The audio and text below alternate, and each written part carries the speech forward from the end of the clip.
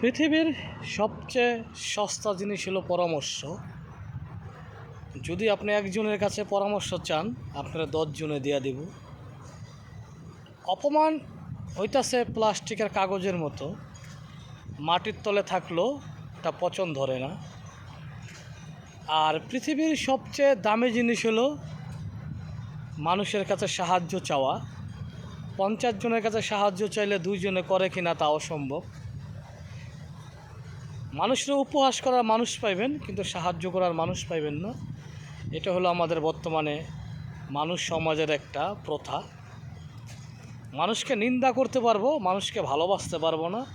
মানুষকে ঘৃণা করতে পারবো, মানুষকে পছন্দ করতে পারবো না।